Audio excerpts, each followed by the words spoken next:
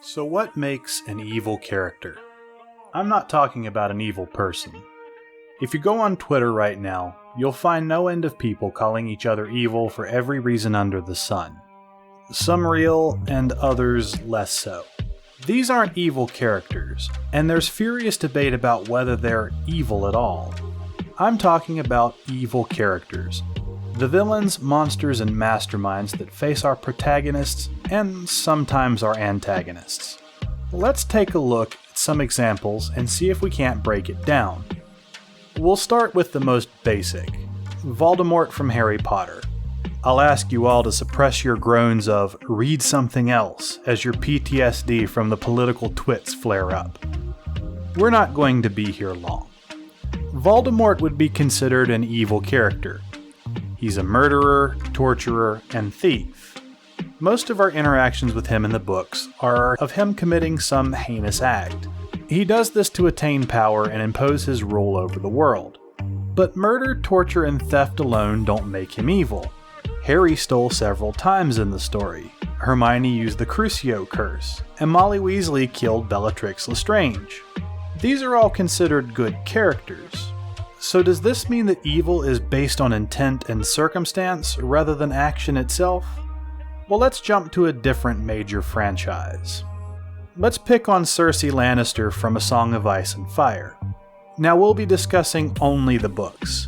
I haven't seen the show, and I don't intend to. Many people would consider Cersei an evil character. She had an affair with her brother, she lied to the kingdom by presenting her children as the kings and attempting to rule through them, and she was sneaky and treacherous, using her body to sway people to her schemes, bringing the kingdom to ruin in her own quest for power. The closer look at this character makes most people cheer when she fails. I remember reveling several times in her poor decisions, and I knew these decisions would bring her misery. So what about this makes her an evil character? Firstly, she's not the only character who cheats. Her husband Robert Baratheon, who is considered likable and good, has countless affairs. He fathered 20-some children with people not his wife.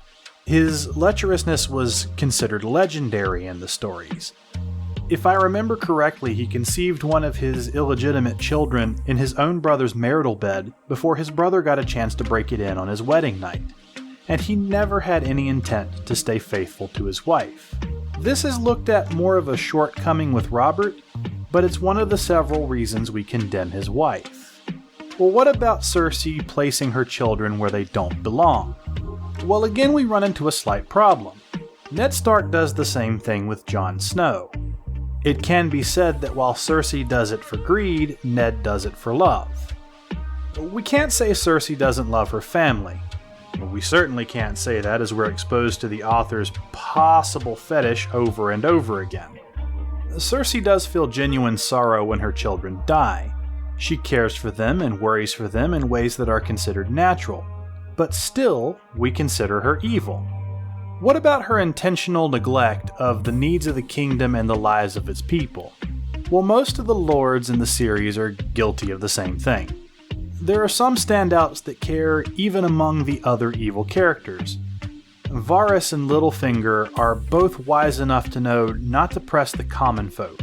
Varys even actually shows that he cares for the orphans and expresses a desire for peace above all other things. Perhaps it's not fair to look at a series as gray as A Song of Ice and Fire. Let's get real old school and look at the story of Beowulf. Grendel is one of the first antagonists of the story. He's a man-eating monster descended from the biblical Cain. He is said to be cursed by his lineage and exiled from happiness. He's always considered the aggressor, attacking Harrod, killing the inhabitants of the town, and making the mead hall unusable. So why is he attacking the mead hall? Well, apparently the singing going on there was causing him a lot of distress and he couldn't bear it anymore. This made him attack. Then he continued attacking for 12 more years. I would agree this is a massive overreaction for any sane, functional person. But is this irrational for Grendel? We know he's exiled from happiness. I'm assuming this means he either can't feel it or he's incapable of understanding it. The story makes Grendel feel more beast than man, something the hero Beowulf must overcome. Grendel himself doesn't have much agency, being little more than an obstacle. So what makes him evil? It's possible all our examples have done is muddy the waters, giving us little of what we need to create an evil literary character. Perhaps we're looking at the concept of evil wrong, approaching it as a universal law that can be identified anywhere. Maybe it's easier to say evil is the opposite of good, but then we have to define good. So what do we as a society define as good? Well, once again, we must define society. Then we can get to work. Let's take a look at what the author Robert A. Heinlein has to say, mildly paraphrased. All societies are based on rules to protect pregnant women and young children. All else is surplus, adornment, luxury, or folly, which can and must be dumped in emergency to preserve this prime function. As racial survival is the only universal morality, no other basic is possible. Attempts to formulate a perfect society on any foundation other than women and children first is not only witless, it is automatically genocidal. Nevertheless, starry-eyed idealists, all of them male, have tried endlessly, and no doubt will keep trying. So let me do some more paraphrasing and sum it up. A society exists to continue the species and make that continuation easier. This means if goodness is defined by what benefits a society, evil would be that which opposes it. That feels a little firmer, but doesn't answer the question of what makes an evil character. Perhaps if we substitute society for the protagonist, this would mean that evil would be what prevents the protagonist from succeeding and continuing their bloodline. It feels like we're getting closer, but there are stories about the villain's journey, tales where the main character is evil. We also run into the problem that not all societies see the heroes of other cultures as good.